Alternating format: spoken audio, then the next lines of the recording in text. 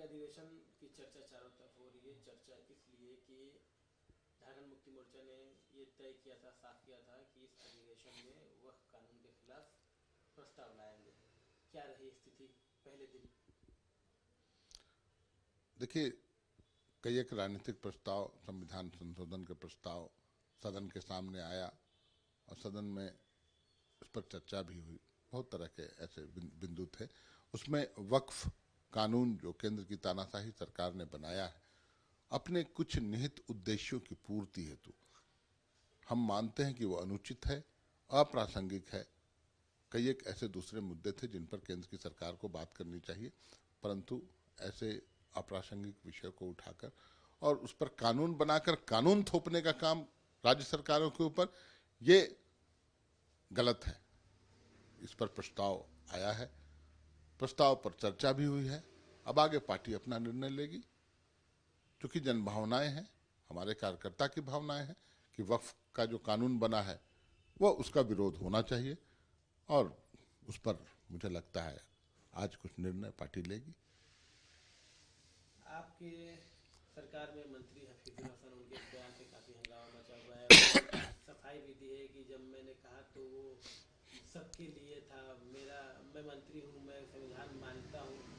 किसी एक पर्टिकुलर उनकी सफाई ये थी कि एक अलग कॉन्टेक्स्ट में वो बात कही गई थी जिसको तोड़ मोड़ को पेश किया गया। वहीं इस मामले पर बाबूलाल मरांडी जो कि एलओपी भी हैं विधानसभा के और बीजेपी प्रेसिडेंट हैं झारखंड के, वो लगातार कह रहे हैं कि हफीजुल हसन को रिमूव कर दिया जाए कैबिनेट से, उनका इस्तीफा ले लिया जाए। देखिए, मुझे लगता है कि कोई विषय, कोई मुद्दा नहीं मिलता है इन लोगों को तो कैसे भी टारगेट करो, और खास करके कोई अगर माइनॉरिटी सामने आ गया तो उस पर टूट पड़ो। हफीजुल हसन जी हमारे मंत्री हैं, उनके परिवार का पुराना इतिहास रहा है झारखंड मुक्ति मोर्चा के संघर्ष का।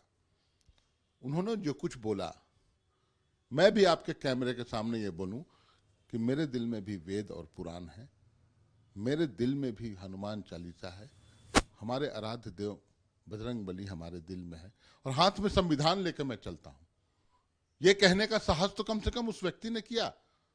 उचित अनुचित शब्दों का उलटफेर हो सकता है, लेकिन इंटेंशन देखना चाहिए। आपके सांसदगण तो संविधान की प्रतियां जलाते हैं, आप तो बोलते हैं कि जब बहुमत में आएंगे संविधान बदल देंगे। आप भीमराव अंबेडकर की मूर्तियों को खंडित करते हैं, आप हमारे राष्ट्रपिता महात्मा गांधी की तस्वीरों पर गोली चलाते हैं। उसके बाद इस तरह की बातें, यहां सिर्फ इस मामले को तूल दिया जा रहा है। हफीजुल हसन साहब ने सब कुछ स्पष्ट कर दिया, मीडिया के सामने आके स्पष्ट कर दिया। किसी को धार्मिक स्वतंत्रता है, कोई कुछ बोलता है, लेकिन उसमें अपमानित करने का कोई काम मेरी नजर में नहीं है। इसलिए मुझे लगता है इस मामले को जो लोग भी तूल दे रहे हैं वो ना समझ लो।